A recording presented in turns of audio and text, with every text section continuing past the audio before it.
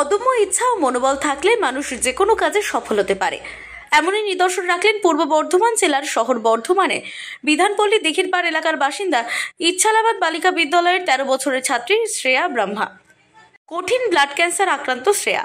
তার বাবা শঙ্কর ব্রহ্মা জানান, করোনার সময় তার ব্লাড ক্যান্সার ধরা পড়ে। সেই সময় সে করোনাতেও আক্রান্ত ছিল। কলকাতার পিয়ারলেস হাসপাতালে চিকিৎসা শুরু হয়। চিকিৎসা সারা দিয়ে বর্তমানে সে এখন সুস্থ। আচ্ছা, আপনার মেয়ে এত দেখলাম নাচ করলো, নাচ শেখে বোধহয়, কি সমস্যাটা হয়েছিল?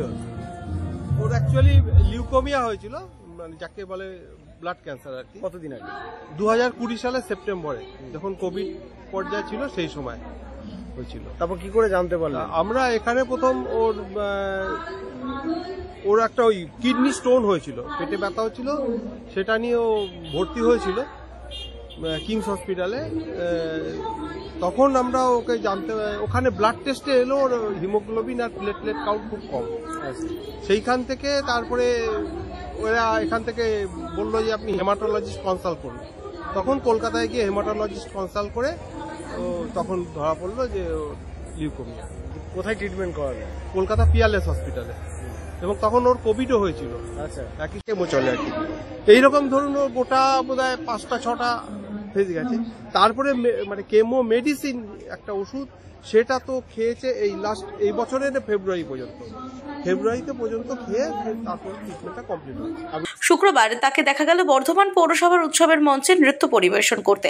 পড়াশোনার পাশাপাশি ভবিষ্যতে নাচের স্কুল করতে চায় শ্রেয়া। স্কুলে পড়ো? ইচ্ছালাবাদ বিবেকানন্দ বালিকা বিদ্যালয়। কোন ক্লাস? ক্লাস 7 থেকে 8 এ উঠবো। কতদিন ধরে তুমি নাচ শিখছো?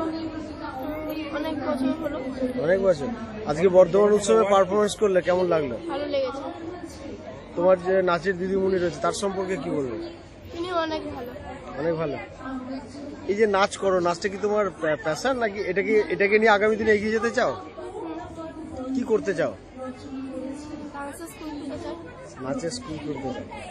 একসময় আমরা দেখেছিলাম ভারতীয় দলের ক্রিকেট খেলোয়াড় যুবরাজ সিং ক্যান্সারকে জয় করে মাঠে ফিরেছেন, ভারতীয় দলের হয়ে খেলেছেন। এখন তিনি সুস্থ। ভয়কে জয় করতে পারলে এই মারণ রোগকে জয় করা যায়, এই নিদর্শন রাখলেন 13 বছরের ছাত্রী শ্রেয়া ব্রহ্মা। সমস্যা হচ্ছে ওর লিউকেমিয়া হয়েছিল, ব্লাড ক্যান্সার হয়েছিল। সেখান থেকে রিকভার করে এখন ডান্স সম্পূর্ণ সুস্থ হয়ে এখনো আমার কাছে ডান্স কন্টিনিউ করছে এবং সম্পূর্ণ সুস্থভাবেই শিখছে। পূর্ব বর্ধমান থেকে রাজীব মণ্ডলের রিপোর্ট, আনন্দ বার্তা।